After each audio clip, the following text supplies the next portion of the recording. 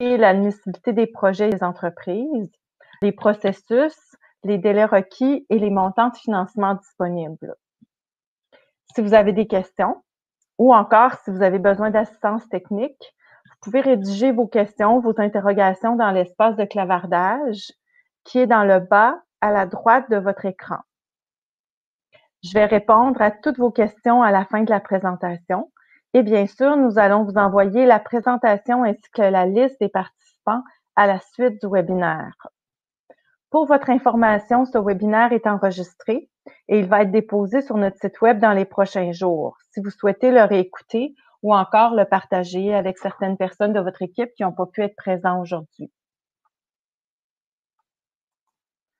Donc, Innover fait partie des 9 regroupements sectoriels de recherche industrielle qui sont des catalyseurs d'innovation et qui ont été désignés par le gouvernement du Québec pour agir comme organisme d'intermédiation et de financement de la recherche et développement collaborative. Il y a plusieurs autres organismes tels que le nôtre qui œuvrent dans des secteurs tels que les TIC comme Prompt, le médical, MedTech et CQDM, l'aéronautique tel que le CRIAC. Donc, nous, notre mission principalement, c'est d'accompagner le développement et le financement par subvention de projets de recherche collaboratifs qui sont en lien avec l'industrie électrique, les réseaux intelligents, l'électrification des transports et l'intelligence véhiculaire. Pour répondre à la demande, on réalise plusieurs activités de sensibilisation, mobilisation et animation de la communauté pour augmenter la visibilité des solutions qu'on propose. Et surtout, on accompagne les demandeurs dans la présentation de leurs demandes de financement.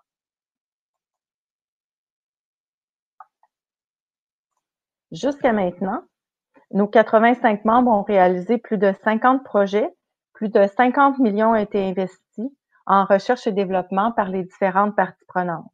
On calcule un taux d'acceptation des projets de 70%, c'est-à-dire que 7 projets sur 10 sont acceptés.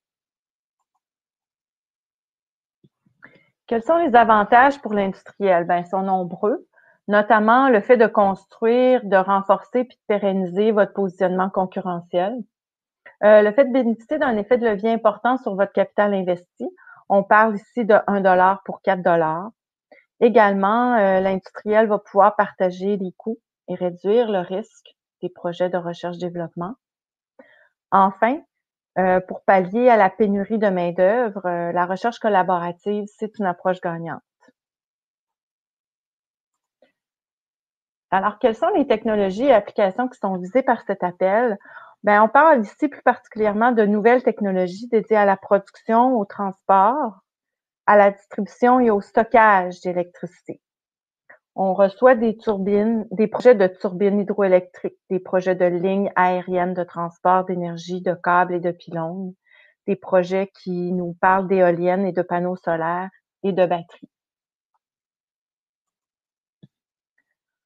On parle également de nouvelles technologies et applications qui touchent la fabrication de véhicules électriques et intelligents, ce qui est l'électrification des transports. On reçoit des propositions qui proposent des nouvelles technologies pour des moteurs, des batteries, améliorer l'intelligence véhiculaire, des systèmes embarqués et l'allègement des véhicules.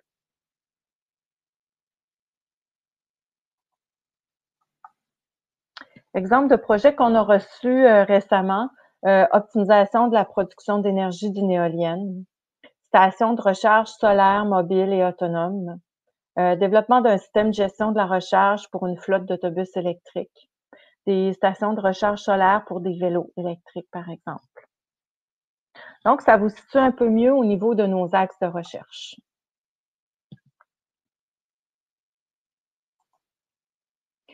Avant de parler du programme PSO, il est important de comprendre le cadre de financement est basé sur l'échelle des niveaux de maturité technologique ou ce qu'on appelle TRL en anglais, Technology Readiness Level.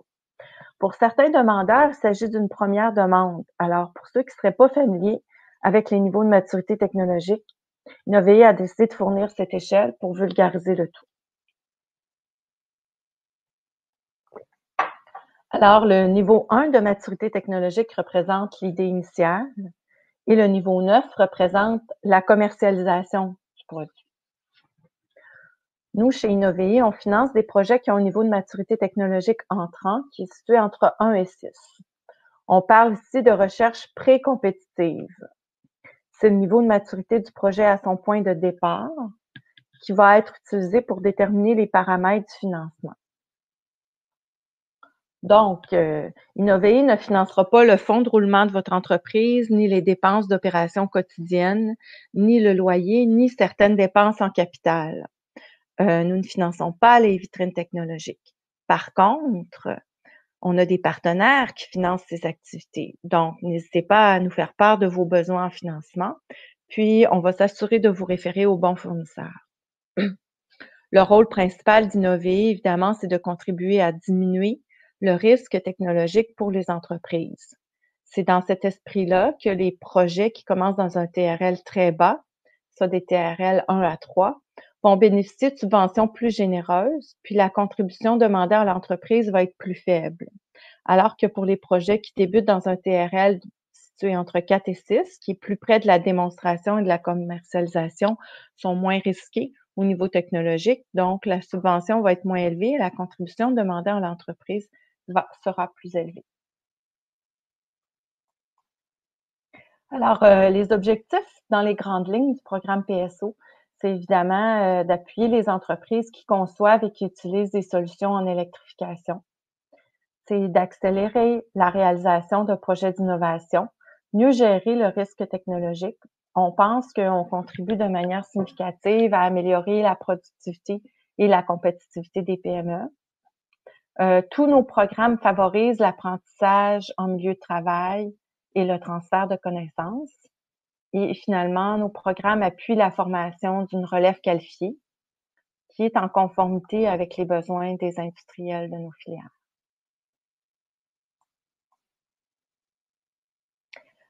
À 10 000 pieds d'altitude, le cadre normatif du programme PSO, c'est un financement par subvention qui peut aller jusqu'à 40 des dépenses admissibles, qui sont des dépenses d'opérations reliées à la recherche. On parle d'un maximum de 1,5 million par projet. C'est notre partie du financement sur 3 ans. Ce financement couvre les dépenses admissibles qui sont encourues par les centres de recherche. Vous pouvez déposer vos projets en tout temps, au plus tard le 22 mai 2020. Il est possible d'obtenir jusqu'à 80 de financement public parce qu'on vous aide et on vous accompagne pour aller chercher d'autres sources de financement auprès des sources municipales, provinciales et fédérales. Typiquement, le niveau de maturité technologique entrant de nos projets est situé entre 1 et 6. Donc ça fait le tour.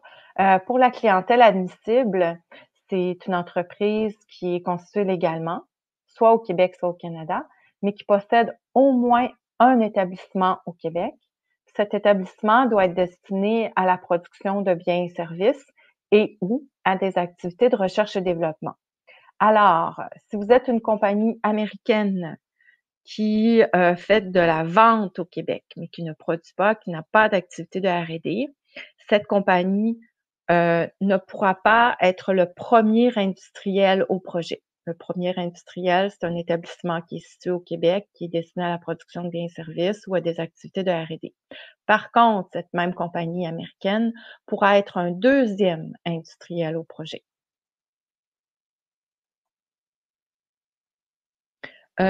Pour qu'un projet soit admissible, bien, c'est certain que si vous avez bien écouté les 15 premières pages, ça doit porter sur le développement d'un nouveau produit, d'un nouveau procédé ou d'un nouveau service.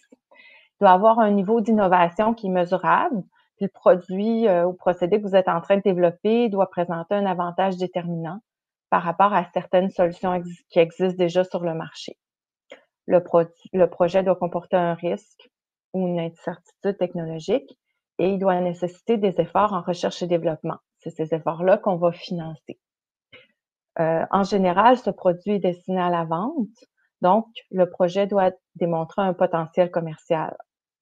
Enfin, ça c'est très important, le projet doit être réalisé en collaboration par au moins un industriel et au moins un établissement de recherche public reconnu par le gouvernement du Québec. Qui sont les établissements de recherche? Ben, on parle ici des universités et des centres de recherche qui sont associés aux universités, des centres collégiaux de transfert technologique, on en compte une 60aine au Québec, et en plus, certains centres de recherche publics qui sont reconnus par le MEI. Il s'agit du CRIC, du CRIM, de l'INO, du CNRC. Donc, si vous faites déjà affaire avec ces centres-là, eh bien, vos projets pourraient être admissibles à un financement par le programme PSO.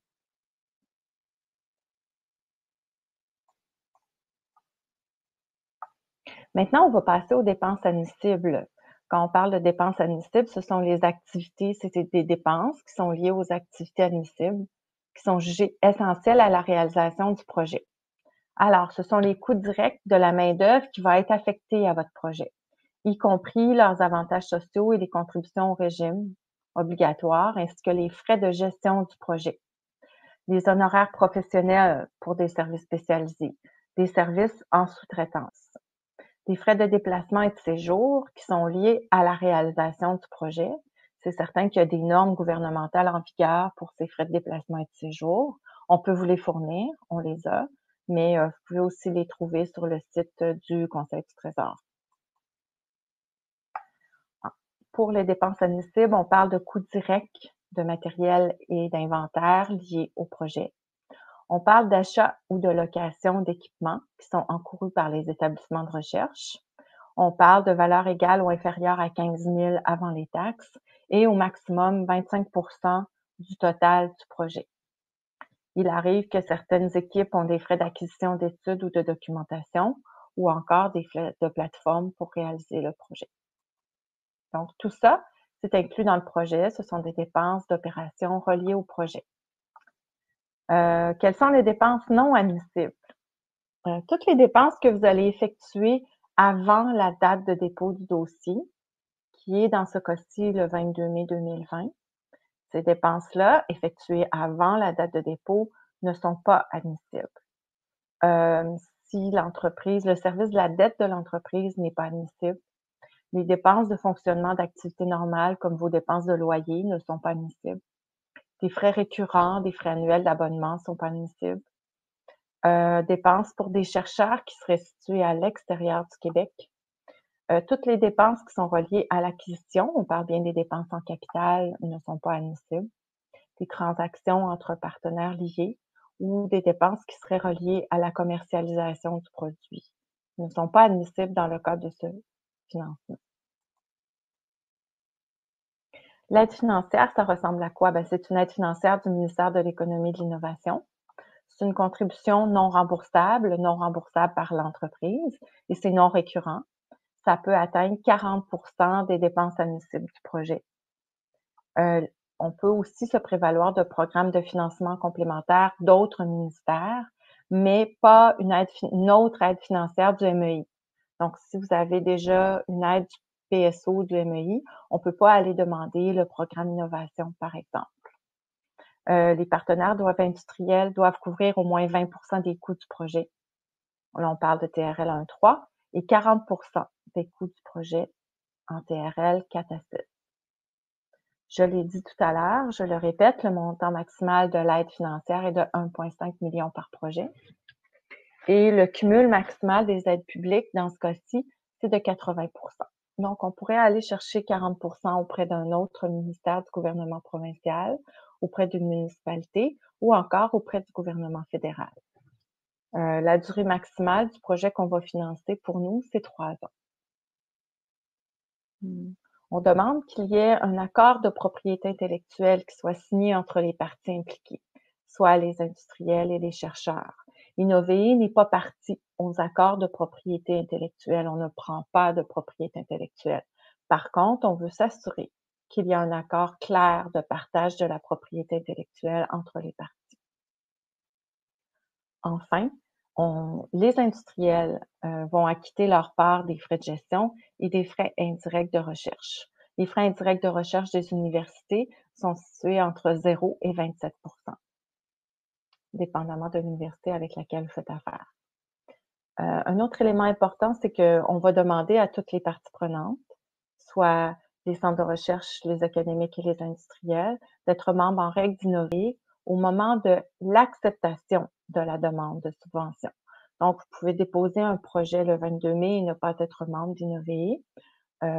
Lorsque votre demande sera acceptée, on va vous demander des frais d'adhésion qui varient entre 500 et 2 000 $ par année. Par exemple, si votre compagnie a un chiffre d'affaires situé entre 0 et 5 millions, les frais d'adhésion annuels sont de 500 $. Tous ces frais sont indiqués sur notre site web. Alors, si on regarde maintenant un exemple de montage financier, ça ressemble à quoi? Donc, moi, je suis un industriel, j'ai un projet et je souhaite le faire financer. Mon projet est en TRL 1 à 3. Eh bien, le MEI, via Innovee, va financer 40 du projet et on va aller chercher un autre organisme fédéral qui s'appelle, par exemple, le CRSNG, qui va aussi financer à 40 Dans ce cas-ci, on a décidé d'être 2 industriels à partager le 20 qui reste.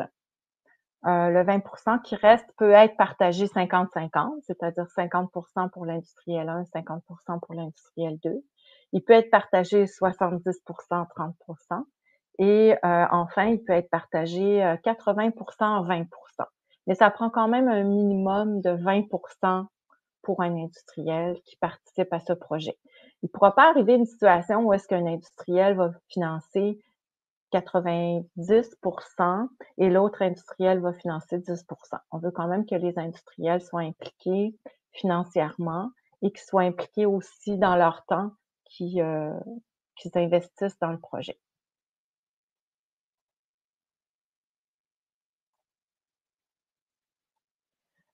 Pour un peu éclairer ou vulgariser le processus de soumission, comment ça fonctionne. Tout d'abord, un industriel va travailler avec un chercheur, tout ensemble. Ils vont identifier le sujet de la recherche, puis ils vont définir le cadre et les balises du projet. On fait quoi? Ça commence où? Ça finit où notre recherche? Ça commence quand? Ça finit quand? Et finalement, on pense que ça va coûter combien? On va avoir un premier budget.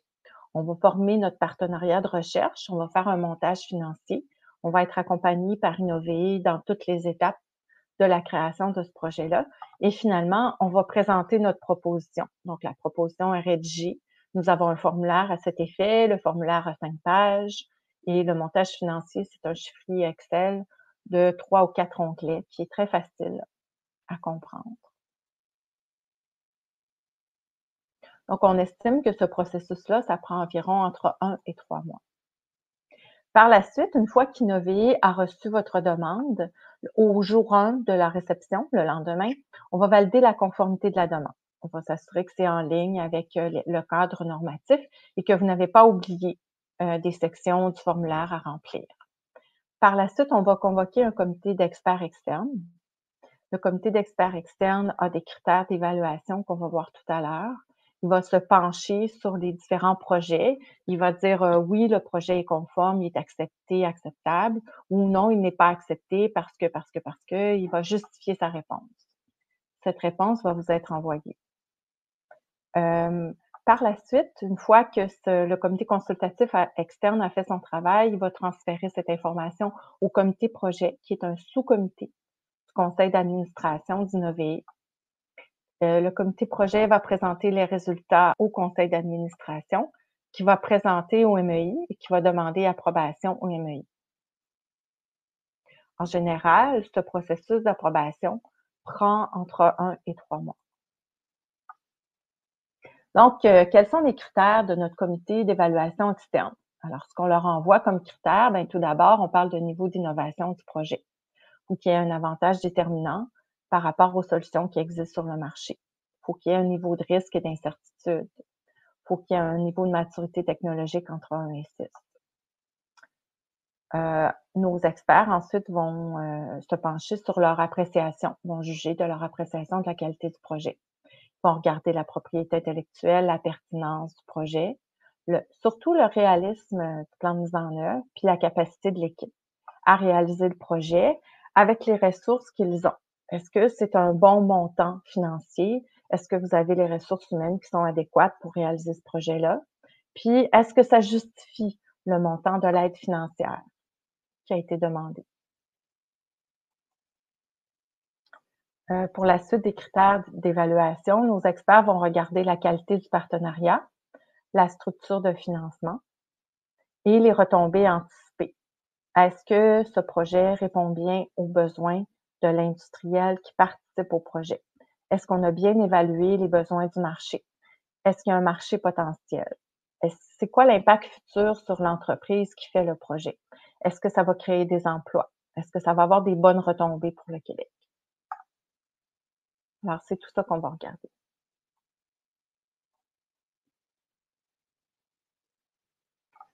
Enfin, quelques astuces. On vous suggère fortement de communiquer avec notre équipe pour obtenir le guide du demandeur, le formulaire de demande et le gabarit pour le montage financier le plus tôt possible. Et pour valider votre budget, qu'est-ce que vous avez en tête aussi? Votre axe de recherche. Est-ce que votre projet entre bien dans les axes de recherche d'Innover? On vous suggère de commencer tôt, puis de profiter de notre expertise et de nos contacts. Innover existe depuis 8 ans. Certains employés d'Innover sont chez Innover depuis bientôt 8 ans aussi. Donc, ils ont beaucoup d'expertise et ils ont développé un réseau de contacts assez impressionnant. Fait que nous, ce qu'on a remarqué, c'est que les demandes qui ont fait l'objet de prévalidation auprès de notre équipe ont de beaucoup meilleures chances de succès.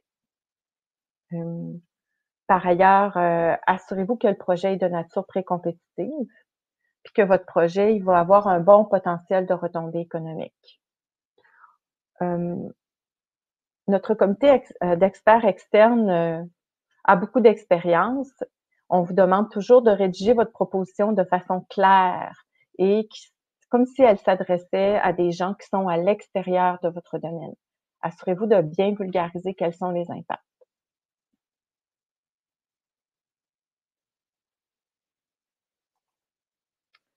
Donc, si jamais vous avez des collègues qui n'ont pas eu le temps aujourd'hui de participer à ce webinaire, vous avez à 10 000 pieds d'altitude un résumé du programme PSO.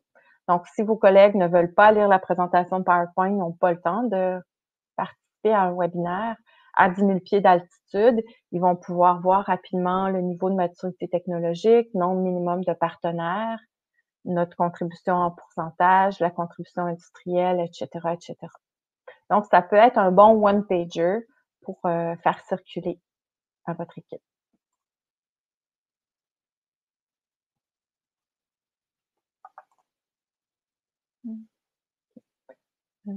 Je voulais savoir si vous m'entendez bien. Est-ce que vous pouvez me faire je voudrais faire un test de son. Il y a une personne qui m'a dit qu'elle a perdu le son. Ah, alors on me dit qu'on m'entend très bien. Parfait, merci, merci. Donc, je vais continuer. J'espère que c'est une personne dans sa maison et que ce n'est pas moi qui perd les 50 participants. Donc, merci beaucoup. Alors, c'est maintenant l'heure de la pause publicitaire. J'ai à peu près 15 secondes de pause publicitaire. N'hésitez pas à devenir membre d'Innover. Comme ça, vous allez pouvoir profiter, premièrement, de notre réseau de contacts et de l'expertise des employés d'Innover. On vous invite aussi à visiter notre site web, le répertoire des membres, parce que vous pouvez faire des maillages avec ces membres-là. La page événements, où est-ce qu'on fait le répertoire de 150 événements dans nos industries, dans nos filières. Donc, des fois, il y a un événement qui vous intéresse, vous ne l'auriez pas vu si vous n'étiez pas allé sur notre page d'événements. On vous invite aussi à vous abonner à notre infolettre, puis à nous suivre sur les médias sociaux où est-ce que nos annonces principales vont être présentées. Alors, la pause publicitaire de 15 secondes est maintenant terminée. On va passer à la période des questions. Il est 11h29. Donc, on va... En terminant, je vous rappelle que la date de clôture de l'appel en cours, c'est le 22 mai. Puis, on va accueillir vos questions dans la période, dans l'espace qui est réservé à cet effet. Je peux revenir sur des points, je peux revenir sur des diapositives, il n'y a pas de problème.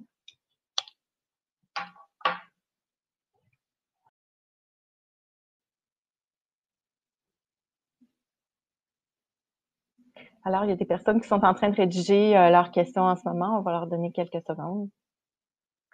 Alors, première question d'Olivier Rine. Quels seraient les éléments les plus communs qui font qu'une demande est refusée?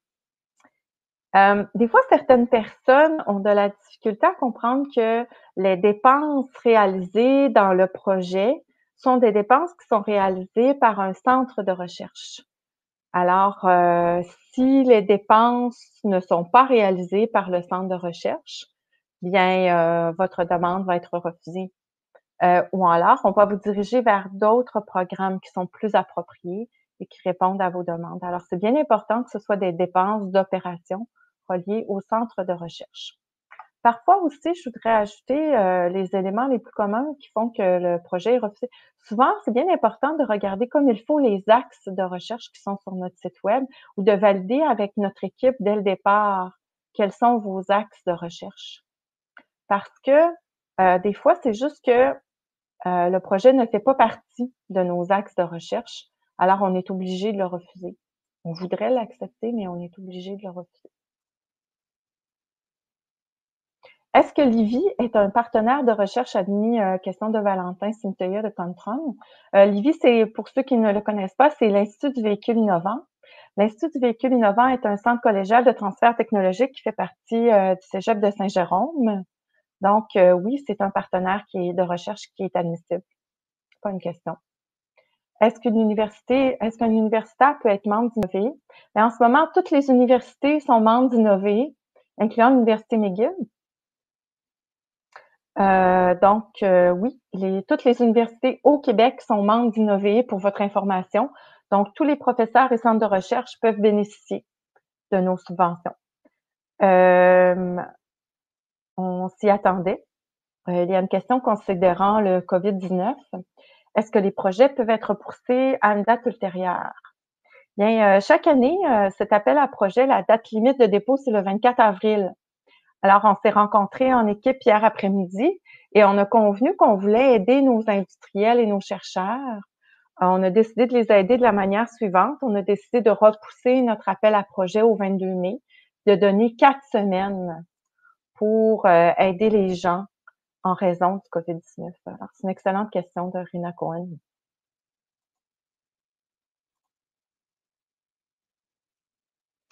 Alors, question de Monsieur Malka, quels sont les projets d'Hydro-Québec ou d'autres distributeurs? Je ne vous listerai pas les projets d'Hydro-Québec, on a cette information. Certains projets sont réalisés en collaboration avec Hydro-Québec. Alors, il peut s'agir d'un projet de micro-réseau dans le Grand Nord, par exemple, ou est-ce que Nergica, qui est un CCTT reconnu, va aller chercher un industriel comme Opal RT et Hydro-Québec va s'associer au projet. Alors, il arrive que Hydro-Québec et ou d'autres distributeurs font partie des projets. La liste des projets est sur notre site web. Et si vous voulez en particulier les projets d'Hydro-Québec, je vous demanderai de m'envoyer un petit courriel à cet effet et on va répondre. Question de Sylvain Chartier. Nous sommes une firme d'ingénierie. Est-ce que nous pouvons financer notre R&D pour un projet avec ce programme? Oui. Alors, on va regarder le type de recherche et développement et quel est le projet. Le projet commence où, finit où et il est réalisé en collaboration avec un centre de recherche public. Et oui, c'est possible de financer.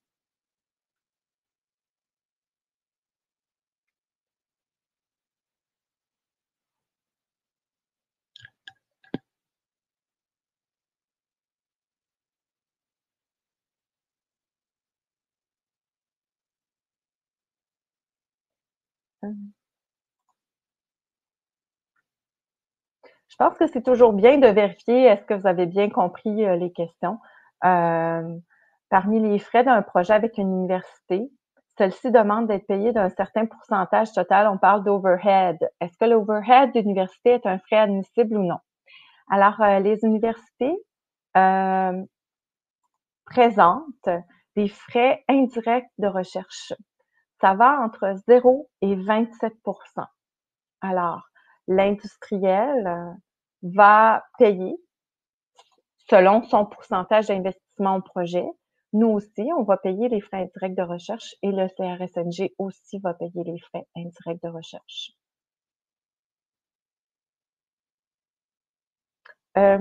Alors, au niveau de... C'est une bonne question. Qui est votre point d'entrée, une personne pour faire une préévaluation de projet?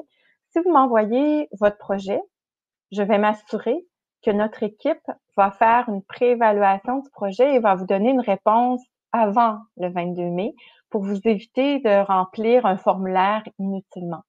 Alors, à 10 000 pieds d'altitude, si vous pouvez nous envoyer une description de votre projet, qu'est-ce que vous souhaitez faire en collaboration avec votre centre de recherche, au moins un centre de recherche.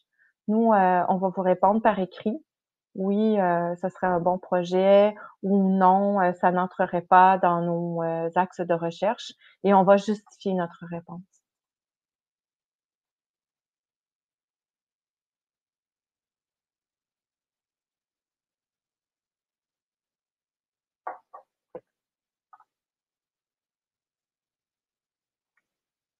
Si vous avez besoin de contact de professeurs à certaines universités, on réfère des professeurs.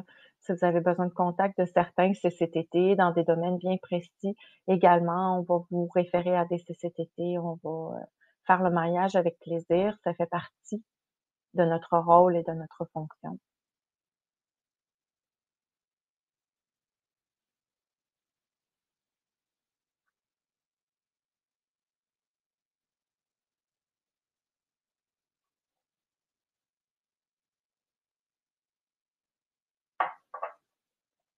Alors, comme je disais tout à l'heure, le webinaire est enregistré, les questions et réponses sont enregistrées également.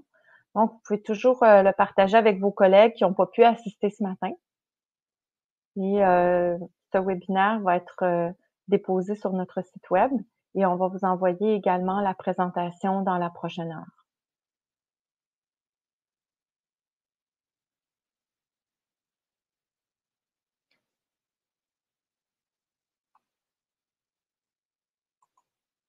Alors, certaines personnes se demandent si le déplacement d'un étudiant ou d'un postdoc à une conférence est considéré comme un déplacement, donc frais admissibles. Oui, c'est admissible. Bien sûr, il faut que ça concerne le projet en cours, c'est-à-dire que l'étudiant va aller parler à une conférence de ce projet-là, des résultats préliminaires, des résultats finaux sur le projet. Oui, c'est une dépense qui va être considérée comme admissible. Parce que c'est une dépense qui est reliée à la diffusion des résultats de la recherche.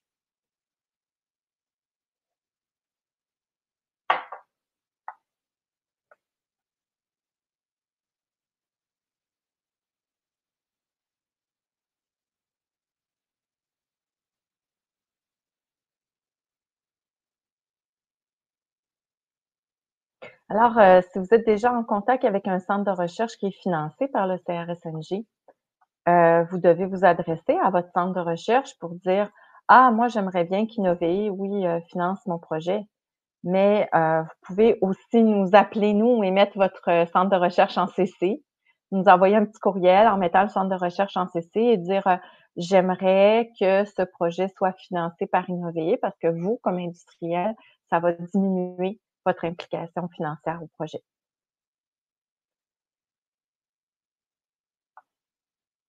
Et d'ailleurs, votre centre de recherche devrait y avoir pensé avant, devrait nous avoir inclus dès le début dans dans le projet.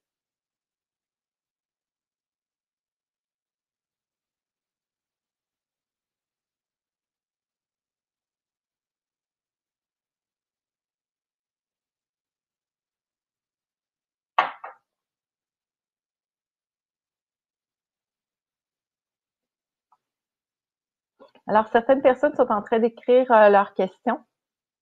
C'est pour ça qu'on attend encore quelques minutes. C'est certain que pour quelques nouvelles d'Innover, en raison de COVID-19, il faut vous dire que tous nos employés travaillent de la maison. Je pense que c'est assez évident quand vous me voyez. On garde le moral, on se fait des rencontres Zoom 2, 3 fois par semaine.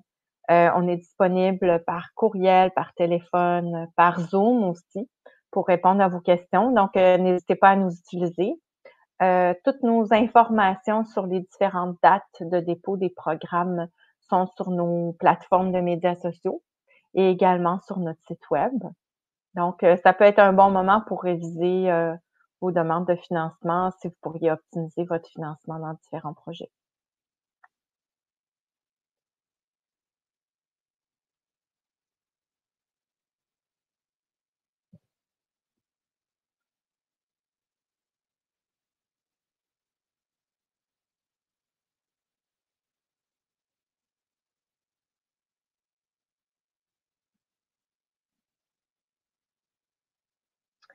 Alors, dans certains projets, c'est certain que je vais répondre à la question d'Olivier Rine qui dit, dans le cas où un projet inclurait un PhD, ben, c'est quand même 4 ans, un PhD, ou simplement le projet s'étalerait sur plus de 3 ans, est-ce que innover serait pertinent, même pour une fraction de la durée? Alors, la réponse à ça, c'est oui. On a plusieurs projets qui nous ont été présentés et nous, on s'est arrêté à 3 ans. Alors, alors, le projet ne doit pas faire 3 ans ou moins. Nous allons financer 3 ans ou moins. Alors, de la date de début du projet jusqu'à la date de fin, ce sera 3 ans. Il est arrivé dans le passé que les projets ont pris du retard. Les gens nous ont informés et on n'a pas augmenté le financement. On a continué, on a poursuivi le projet avec eux sur une période de 3 ans et 3 mois, 3 ans et 6 mois. Mais les demandeurs nous ont avisés, d'accord? Car, typiquement, on va verser notre financement de la manière suivante. 30% au début, 30% au milieu, 30% à la fin. Et on se garde un 10% à la fin pour être sûr que les rapports finaux sont bien déposés et que les industriels sont satisfaits des résultats. Et on verse le 10% une fois que tous les membres de l'équipe sont satisfaits. Alors, on va retarder le dernier versement si le projet est en retard. Certaines personnes, j'espère que ça vous va comme réponse. Par ailleurs, certaines personnes se demandent si les municipalités peuvent participer au projet. Alors oui, les municipalités peuvent participer à un projet, mais si vous regardez la diapo de la page 29, c'est bien écrit ici, résumé du programme PSO, nombre minimum de partenaires industriels, 2 ou 1. Alors, cela signifie que la municipalité, elle peut participer, mais ça ne sera pas le partenaire principal. Ça prend un partenaire de recherche, ça prend un partenaire industriel et en plus, une municipalité. Peut-être que la municipalité a de l'intérêt pour les résultats de la recherche. Elle veut évoluer, elle veut participer, elle veut intégrer cette technologie dans son offre de service à sa clientèle. Il n'y a pas de problème. Elle peut participer. Ce ne sera pas le partenaire principal. J'espère que ça répond à votre question.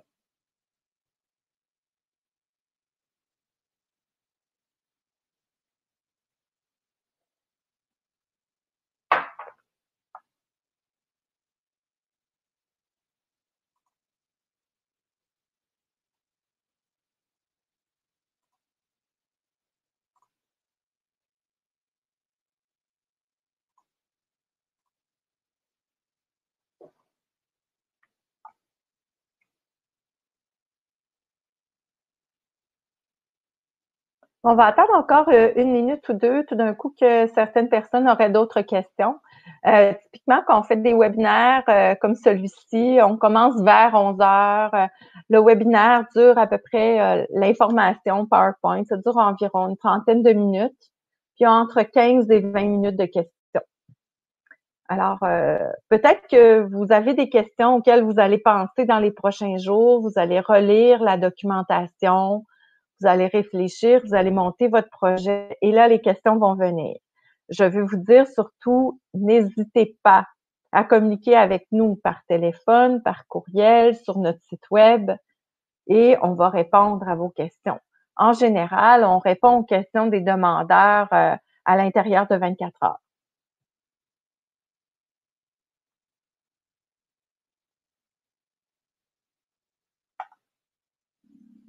Alors, j'ai une question de Monsieur Malka. Supposons que j'ai des partenaires canadiens qui ne sont pas basés au Québec. Il n'y a pas de problème. Il y a des partenaires canadiens qui ne sont pas basés au Québec en ce moment, qui travaillent sur des projets avec Innover, mais le nombre minimum de partenaires industriels basés au Québec est respecté. C'est-à-dire que le premier industriel a un établissement au Québec dans lequel il réalise des activités de production et ou de recherche et développement. Par la suite, il peut s'adjoindre un partenaire canadien, il peut s'adjoindre un partenaire français, Électricité de France, RTE, un partenaire américain. Il n'y a pas de problème. Mais le premier partenaire industriel doit être basé au Québec et avoir des activités de production et de R&D ici.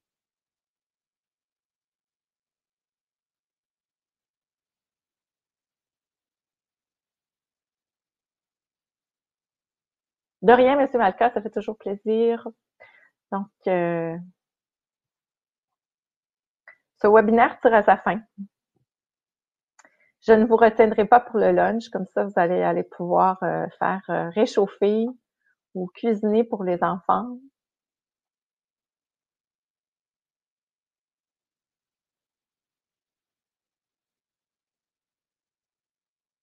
Donc, en résumé, essentiellement, le programme PSO, c'est un programme qui va financer vos efforts de recherche collaborative.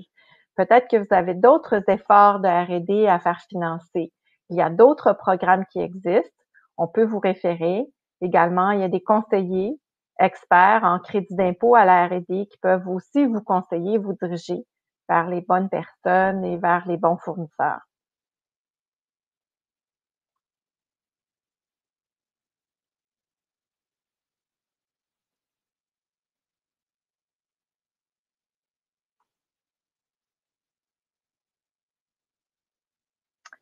Alors, c'est certain que tous pensent à la distanciation sociale. On fait notre effort pour le Québec. On fait notre effort pour garder les cas de COVID-19 à un niveau le plus bas possible.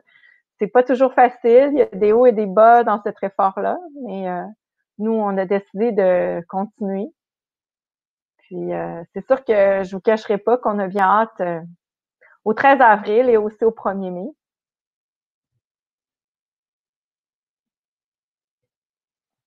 Alors, ben moi, j'espère vous revoir dans des événements en vrai et pas seulement en webinaire. Donc, ça me fera plaisir de vous rencontrer. Innover participe à une soixantaine d'événements dans l'année. Moi, je participe à une trentaine à peu près dans nos deux filières industrielles. Donc, c'est ici que le webinaire se termine. Il y a 2-3 personnes qui... Oui, je vais envoyer la présentation et également, je vais vous envoyer, lorsque le webinaire sera sur le site web, je vais vous envoyer le lien, comme ça, si vous souhaitez le partager avec vos équipes. Des fois, il y a des nouvelles personnes qui arrivent dans l'équipe quelques semaines après le webinaire, donc ça peut être intéressant de leur faire dire, ben, voici un programme de financement gouvernemental, voici à quoi ça ressemble, voici quels sont les critères, voici quel est le cadre normatif. Bon. Alors, merci encore d'avoir participé et à très bientôt.